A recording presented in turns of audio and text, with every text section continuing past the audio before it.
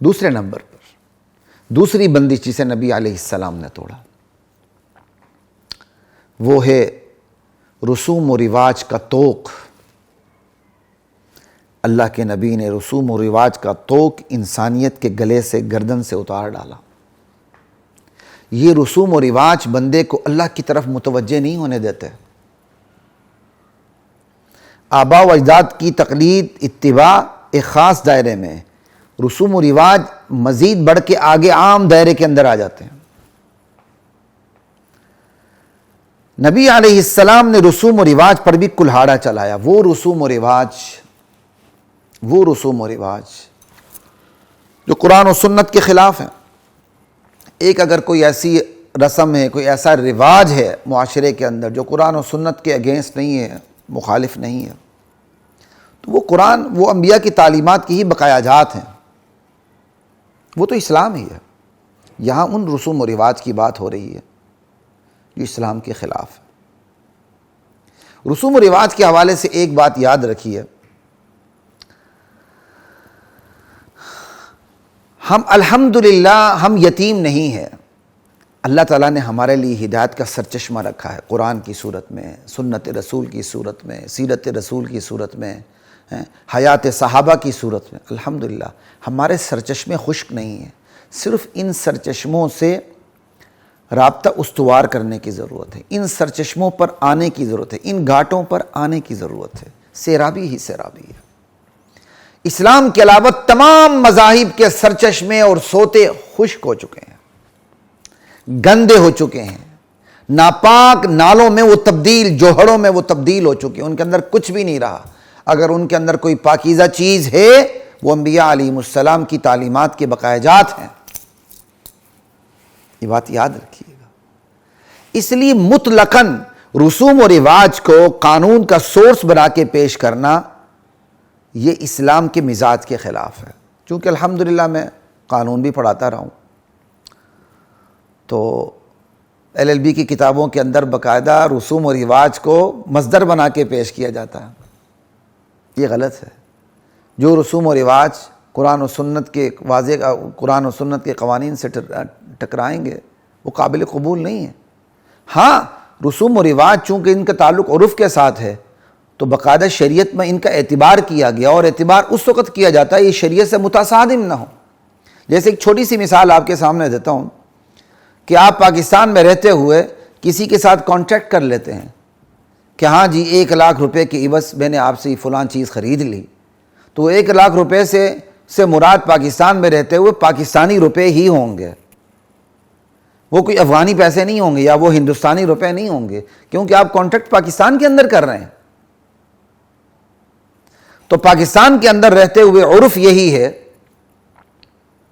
اور رسوم و رواج کا دائرہ بھی اس کے اندر آ جاتا ہے کہ بھائی روپے سے مراد کیا ہے؟ پاکستانی روپے ہے۔ افغانستان میں کانٹیکٹ کریں گے تو وہاں روپے سے مراد افغانی روپے ہوگا، آپ ہندوستان جائیں گے وہاں مراد ہندوستانی روپے ہوگا۔ تو اس حد تک چھوٹی سی مثال سے میں نے آپ کو سمجھایا عرف کا، ٹھیک ہے، جو شریعت سے متصادم نہ ہوں، رسوم و رواج کا جو شریعت سے متصادم نہ ہوں، شریعت ان کا اعتبار کرتی ہے، لیکن رسوم و رواج کو سورس آف لا بنا کے پیش کرنا یہ بالکل غلط ہے۔ یہ ہمارا کام نہیں ہے، یہ تو ان کا کام ہے جن کے پاس کوئی سرچشمہ نہیں ہے، قرآن کا سرچشمہ نہیں، سنت کا سرچشمہ نہیں، حیات صحابہ کا سرچشمہ نہیں۔ اب وہ یتیم ہیں، وہ بیچارے کیا کریں؟ وہ ہوتا پھر یہ ہے، معاشرے میں ایک اکوڑ سا کام ہوتا ہے، پھر وہ کام بڑھتا چلا جاتا ہے، نصف سے زیادہ آبادی اس کام کو کرنے لگ جاتی ہے، وہ کام رسوم و رواج کی شکل اختیار کر جاتا ہے، پھر وہ کام پارلیمنٹ سے قانون ساز اداروں سے آتے ہوئے وہ قانون کی شکل میں سامنے آ جاتا ہے۔ جیسے اس وقت آپ یورپ کے اندر دیکھ لیں، برطانیہ کا سارا قانون رسوم و رواج پر مبنی ہے کہ معاشرے میں جو ایک رسوم و رواج پیدا ہو گیا وہی رسوم و رواج آگے چل کے قانون کی شکل میں سامنے آ جاتے ہیں۔ ہم یتیم نہیں، اللہ کا شکر ہے۔ یہ نہیں ہوتا کہ ہمارے رسوم و رواج چلتے چلتے ہمارے لیے قرآن اور سنت کی شکل اختیار کر لیں۔ ہم یتیم نہیں، الحمدللہ ہمارے مذہب کے اس گئے گزرے دور میں بھی ہمارے مذہب کے سوتے سرچشمے خشک نہیں ہوئے اور نہ کبھی ہوں گے انشاءاللہ، اللہ تعالیٰ نے چاہا۔ یہ دین تو تا قیامت ہے۔ تو رسوم و رواج کے حوالے سے ایک بات یہ یاد رکھیں، ایک حقیقت، اور دوسری حقیقت رسوم و رواج کے حوالے سے یہ یاد رکھیں کہ جب ہم کہتے ہیں نا رسوم و رواج کی بندشیں، رسوم و رواج کے طوق جن کی وجہ سے ہم دین کی طرف متوجہ نہیں ہوتے، تو اس کے ایک دو پہلو اور بھی ہیں۔ ایک پہلو یہ ہے ہم دین کو ہی رسوم و رواج کا درجہ دے دیتے ہیں۔ ایک شخص نماز پڑھتا ہے، روزہ رکھتا ہے، حج کرتا ہے، زکوٰۃ دیتا ہے، بس وہ ایک معاشرے میں رسم چلی تو وہ رسم کو ادا کر رہا ہے، اس کی روح اس کے اندر نہیں اترتی، اس کی روح اس کے اندر نہیں آتی۔ وہ نماز پڑھتا ہے، دیکھا دیکھی نماز پڑھتا ہے، وہ شعوری طور پر نماز نہیں پڑھتا۔ اگر وہ کوئی نیک کام کرتا ہے وہ دیکھا دیکھی کرتا ہے، وہ شعوری طور پر نہیں کرتا، اگرچہ اس کا یہ کام صحیح ہے لیکن وہ دیکھا دیکھی کر رہا ہے، اس لیے اس کے اثرات اس پر 100% مرتب نہیں ہوتے۔ وہ دین کو ہی رسم کا درجہ دے دیتا ہے۔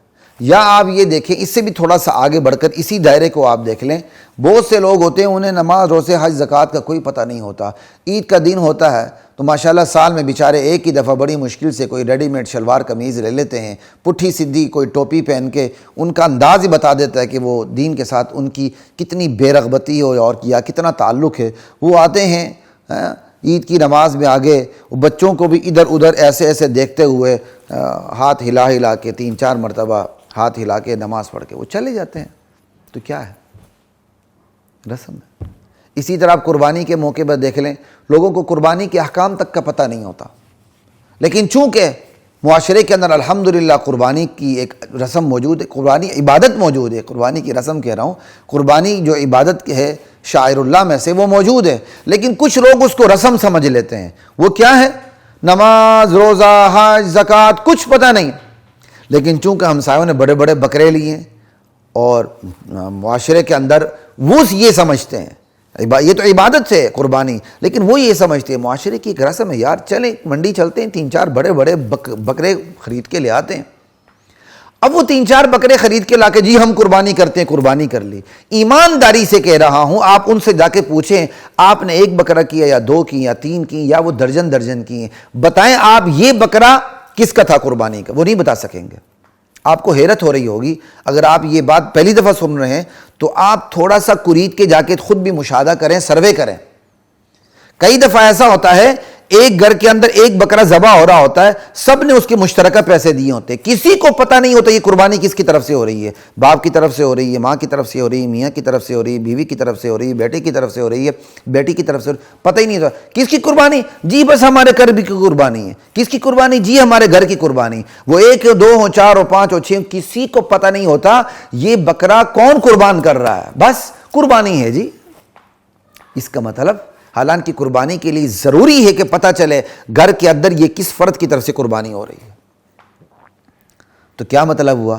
پیسہ بھی خرچ ہو رہا ہے، قربانی بھی ہو رہی ہے، پتہ ہی نہیں ہے قربانی کے حکم کا، بس وہ چونکہ شریعت کے مطابق ذبح کیا ہے، وہ ایک صدقہ خیرات ہو جائے گا جو بندہ اپنے اوپر خود کر لیتا ہے، قربانی ادا نہیں ہوگی۔ کیوں نہیں ادا ہوئی؟ بندے نے اس عبادت کو رسم کا درجہ دے دیا، جس کا نتیجہ یہ نکلا۔ تو رسوم و رواج کا ایک پہلو یہ ہے ہم خود دین کی عبادات کو رسوم و رواج کا درجہ دے دیتے ہیں، جس کی وجہ سے یا وہ عبادت ادا نہیں ہوتی کلیہ طور پر، یا اگر وہ عبادت ادا بھی ہوتی تو اس کے اندر سے عبادت کی روح نکل چکی ہوتی جو اثر انداز نہیں ہوتی۔ اب اس کا ایک اور پہلو لے لیتے ہیں۔ ایک اور پہلو یہ ہے، یہ پہلو تو یہ تھا کہ آپ عبادات کو رسوم و دین کو رسوم و رواج کا درجہ دیتے ہیں، اس کا دوسرا پہلو یہ ہے کہ رسوم و رواج کو دین کا درجہ دے دیتے ہیں۔ پہلا پہلو میں نے کیا بتایا آپ کو؟ خود دین کو، عبادات کو، شاعر اللہ کو رسوم و رواج کا درجہ دے دیتے ہیں، جس کی وجہ سے وہ عبادت قبول نہیں ہوتی، ادا نہیں ہوتی، یا ہوتی ہے تو اس کی روح غائب ہوتی ہے۔ اور دوسرا پہلو یہ ہے خود رسوم و رواج جو عبادات میں نہیں آتے اس کو ہم دین کا درجہ دے دیتے ہیں، اور یہ بھی معاشرے میں یہ چیز اٹی پڑی ہے۔ آپ دیکھیں کوئی فوت ہوتا ہے، کل جی کل ہون گے اتنی وجہ، کیا ہے یہ کل؟ خود ہی بتا دیا، رسم کل، کرنے والا خود بتا رہا ہے یہ عبادت نہیں ہے، یہ دین کا حصہ نہیں ہے، یہ رسم ہے، رسم لکھا ہوتا ہے، رسم کل، رسم سویم، خیر یہ لفظ و سیوم ہوتا ہے، یہ شاید رسم دویم بھی کرتے ہیں، یہ لفظ رسم دوم ہوتا ہے، رسم دسواں کر کے آئیں گے جی، رسم چہلم، اب تو چہلم کارڈ بھی چھپتے ہیں اور میت کی فوٹو بھی ہوتی ہے اس کے اوپر. یعنی رسم کو دین کا درجہ دے دیا. جنازہ ہو گئی، نماز جنازہ پڑھ لی، اب میت کو اٹھانا ہے، نہیں اٹھانا جی، وہاں کھڑے امام صاحب پھر دعا کر رہے ہوتے ہیں. رسم نہ کرے پکڑ لیتے ہیں کہ تم تو گستاخ ہو، رسوم و رواج کو دین کا درجہ دیتے ہیں. اب کل ہی دیکھیں 12 ربیع الاول ہے، مجھے لاہور سے باہر جانا پڑا، خدا کی قسم اتنی طبیعت خراب ہوئی کہ جگہ جگہ اتنی بڑی داڑھیوں والے، اتنی بڑی پگوں والے ٹریفک کو بلاک کر کے بیٹھے ہوئے ہیں ٹرکوں کے اوپر، ماشاءاللہ آلتی پالتی مار کے. شرم و حیا غائب ان بے شرموں کے اوپر سے پوری روڈ کو انہوں نے بلاک کیا ہوا ہے. کوئی ایمرجنسی میں ہوگا، کوئی جلدی میں ہوگا، کوئی کیا کوئی پرواہ نہیں. اونچے ڈیک لگائے ہوئے ہیں، اتنی بڑی داڑیاں رکھی ہوئی ہیں، ایک تھان کا انہوں نے کیا کہتے ہیں وہ پگ باندھی ہوئی ہے، ٹانگیں چوڑی کر کے ٹرکوں پہ اوپر بیٹھے ہوئے ہیں. پورا راستہ یعنی بلاک جان بوجھ کے کیا ہوا ہے. شرم و حیا، غیرت، دین کا جو وزڈم ہے وہ اندر سے غائب ہے. خالص کھوتے بنے ہوئے، کھوتے احمق الناس بنے ہوئے ہیں یہ لوگ. ان کی اداؤں پر انہوں نے رسوم و رواج کو دین کا درجہ دے رکھا. میں نے لاہور سے باہر جانا تھا، 3-4 ساتھی میرے ساتھ تھے. میں غصے سے باہر نکلا اور میں نے گاڑی آگے کروانے کی کوشش کی تو باقاعدہ ایک آدھ بندے نے الجھنے کی، ہلکی سی الجھنے کی کوشش کی آگے سے. پھر میں نے 2 سنا دی. میرے ساتھی بھی تھوڑے سے کانشیس ہو رہے تھے کہ اتنا بڑا مجمع ہے، آپ کو غصہ نہیں آنا چاہیے، کہیں کوئی بلوائی نہ ہو جائے. تو خیر اس کا احساس تھوڑا بہت مجھے بھی ہو رہا تھا، نہیں کرنا چاہیے تھا. لیکن بہرحال شکر اللہ تعالیٰ نے کوئی نازک صورتحال پیدا نہیں ہوئی. ہم زبردستی گاڑی کو درمیان میں لایا اور اس طرح ہم نکال کے لے گئے. یعنی پورا شہر کو بند کر دینا، ٹریفک کو بند کر دینا، امت کو مصیبت میں ڈالنا، یہ کون سا عشق رسول ہے؟ شرم آنی چاہیے اس کو عشق رسول کا نام دیتے ہوئے. اسی طرح کل ہی کی بات ہے، 12 ربیع الاول کو ایک ملک کے معروف چینل کی طرف سے مجھے انوائٹ کیا گیا. تو آج کل تو خیر میری کئی دفعہ میں انکار کرتا ہوں یا دیکھ دھوک کے جاتا ہوں، تو اب جی بھی سیدھی بات، اب زیادہ جی بھی نہیں چاہتا. تو میں نے ان سے پوچھ لیا بھائی اور کون ہے، سولو پروگرام ہے کہ نہیں؟ کہنے کا جی سولو ہی آپ ہی ہیں. میں نے کہا چلیں پھر ٹھیک ہے. پر ان کی گاڑی آ گئی چینل کی، میں چلا گیا تو دیکھا تو جناب علی پتہ نہیں کون سے مرحوم غیر مرحوم کے استادوں کے بیٹے جناب علی طبلے لے کے اور آلات موسیقی لے کے بیٹھے ہوئے ہیں. میں سمجھ گیا یہ تو بھائی کام خراب ہے. جن چیزوں کی تردید ہم سٹیج پہ کرتے ہیں ان کے ساتھ اب بیٹھنا ہوگا. یہاں پروگرام لائیو شروع ہونے لگا تو کہتے ہیں جی آپ تشریف لائے اندر. میں کہا ان لوگوں کے ساتھ؟ میں نے کہا میں نہیں بیٹھوں گا، میں نہیں بیٹھوں گا ان لوگوں کے ساتھ. یہ طبلے بجائیں گے عشق رسول کے نام پر، یہ ساز بجائیں گے عشق رسول کے نام پر، اور میں بیٹھے ہوئے سیرت النبی بیان کروں گا. میں نے کہا یہ نہیں ہوگا. پروڈیوسر سے میری بات ہو چکی ہے، یہ سولو پروگرام تھا، میں اکیلا بیٹھوں گا، یہ لوگ نہیں بیٹھیں گے. اگر یہ لوگ بیٹھیں گے میں ان کے ساتھ نہیں بیٹھوں گا. اور میں کہا بس مجھے اجازت دیں، میں واپس جا رہا ہوں. بہرحال پھر انہوں نے ترلے کی نہیں جی انشاءاللہ آدھا گھنٹے بعد ان کو ہم سائڈ پہ کریں گے، آپ آئیں گے، پروگرام ہوگا. بہرحال پھر میں نے سوچا، میں تو پہلے میرا دل نہیں چاہ رہا تھا، پھر اللہ تعالیٰ نے میرے دل میں بات ڈال دی کہ ابھی ان لوگوں نے طبلے بجانے ہیں، ساز بجانے ہیں، آدھے گھنٹے بعد میں نے انہی کی تردید کرنی تو کیوں نہ بیٹھوں. تو پھر بہرحال باہر وہ اندر پروگرام کرتے رہے، میں باہر بیٹھا رہا. چونکہ ٹی وی لگا ہوا تھا، سب کچھ نظر آ رہا تھا لائیو. تو پھر میری باری آئی، میں گیا تو سیرت کے حوالے سے انہوں نے سوال کیا. تو پھر بہرحال جو انہوں نے آدھا گھنٹہ پہلے کیا تو اس پہ سب پر الحمدللہ پانی پھیر دیا کہ یہ دین نہیں ہے، یہ دین کے نام پر بالکل خرافات ہیں. حقیقت خرافات میں کھو گئی، یہ امت روایات میں کھو گئی. پھر میں نے ان کی تردید کی. اور حیرت کی بات، جب میں اس چینل میں داخل ہوا، ایک نوجوان لڑکا داخل ہو کے مجھے کہتا ہے السلام علیکم سر، عید میلاد النبی مبارک. لا الہ الا اللہ، نبی کی ولادت کی خوشی کسی نہ ہو، آپ نے اس کو تہوار کا درجہ دے کے عید میلاد النبی مبارک، انا للہ و انا الیہ راجعون. یہ کون سا طریقہ کار ہے کہ جس تاریخ کو، جو تاریخ صحابہ کو پتہ نہیں تھی، تاریخ وفات ہو یا تاریخ پیدائش، آپ نے اپنی طرف سے تاریخ بھی پکی کر لی اور اپنے امام احمد رضا خان صاحب کی رائے کے خلاف، جو 12 ربیع الاول کو 12 وفات کہتے ہیں، آپ نے اس کو 12 پیدائش بنا دیا اور اس کو عید کا درجہ دے دیا. ایک جگہ باقاعدہ عید کی نماز بھی ادا ہوئی ہے چند سال پہلے، اور ایک جگہ لاہور کے اندر 12 ربیع الاول کے موقع پر لوگوں نے قربانیاں کی ہیں. تو کیا مطلب ہوا؟ ایک جگہ چھوٹی عید منائی گئی، ایک جگہ بڑی عید منائی گئی. یاد رکھیے یہ دین بہت حساس دین ہے، یہ چونکہ آخری دین ہے اس لیے تمام گزشتہ آسمانی دینوں سے زیادہ حساس دین ہے۔ یہ ایک رتی برابر وہم بھی برداشت نہیں کرتا کہ کوئی چیز دین کے نام پر اس دین کے اندر آ جائے۔ اس دین کی حساسیت پہلے آسمانی مذاہب سے 100% زیادہ بڑھی ہوئی ہے، کیونکہ پہلا دین جب مٹ جاتا تھا نئے انبیاء آتے تھے دین کو زندہ کرتے تھے، چونکہ اب دین انبیاء نے آنا نہیں اور اس دین نے تا قیامت رہنا ہے، اس لیے یہ دین گزشتہ انبیاء کے آسمانی سچے دینوں سے زیادہ حساس دین ہے۔ یہ دین اپنے اندر دین کے نام سے کسی بھی کیا کہتے ہیں رسوم و رواج کو اپنے اندر لینے کے لیے تیار نہیں، اس کو اپنے سے کوسوں دور رکھتا ہے۔ لا الہ الا اللہ۔ اور اس سلسلے میں میڈیا کا بھی بہت بڑا کردار ہے، کیونکہ میڈیا نے مشہوریاں لینی ہوتی ہیں، مشہوریاں دینی ہوتی ہیں، کروڑوں روپے کمانے ہوتے ہیں، پھر وہ ہر دن کو ایک تہوار بنا کے پیش کر دیں جس میں ان کا فائدہ ہی فائدہ ہوتا ہے اور کچھ بھی نہیں ہوتا۔ لا الہ الا اللہ۔ وہ دنیا کا فائدہ ہے، اولئک ما یاکلون فی بطونہم الا النار، وہ تو خسارہ ہی خسارہ ہے حقیقت میں۔ تو خیر میری آپ سے بات یہ ہو رہی تھی رسوم و رواج کے حوالے سے، ٹھیک ہے نا؟ تو رسوم و رواج کے حوالے سے میں نے 3 باتیں کی، آخری 2 بات یہ کہ ہم دین کو رسم بنا لیتے ہیں ایک، اور آخری تیسری بات یہ ہم رسم کو دین بنا لیتے ہیں۔ جو رسوم و رواج ہوتے ہیں جس کا تعلق شریعت سے نہیں ہوتا، شریعت اسے کچھ بھی نہیں سمجھتی، ہم اسے دین بنا لیتے ہیں۔ صحابہ سے بڑھ کر کون عاشق رسول تھا؟ لیکن صحابہ کو حضور صلی اللہ علیہ وسلم کی ایگزیکٹ تاریخ پیدائش کا پتہ نہیں تھا، تاریخ وفات کا پتہ نہیں تھا، اور ہم اتنے بڑے عاشق رسول ہیں، پتہ نہیں ہم پر کہاں سے وحی نازل ہو گئی ہے۔ ہمیں یقینی طور پر تاریخ پیدائش بھی معلوم ہے، تاریخ وفات بھی معلوم ہے۔ لا الہ الا اللہ۔ اللہ نے اس دین کو محفوظ رکھنا تھا، اور اللہ کو پتہ تھا ایسے لوگ پیدا ہوں گے جو ایسے موقع پر عیدیں منائیں گے، تو اللہ تعالیٰ نے اپنے نبی کی تاریخ پیدائش ہی مخفی رکھ دیا۔ اب اس میں اختلاف ہے، وفات میں بھی اختلاف ہے، پیدائش کی تاریخ میں بھی اختلاف ہے۔ اور اگر ان دینوں کو عید منانا ہوتا تو صحابہ ان کو مناتے اور اختلاف کی کوئی گنجائش نہیں ہوتی۔ مجھے بتائیے عید الفطر میں کوئی اختلاف ہے کہ امت کا طبقہ، ایک طبقہ عید الفطر 1 شوال کو کیا کہتے ہیں منائے اور دوسرا طبقہ 2 شوال کو منائے؟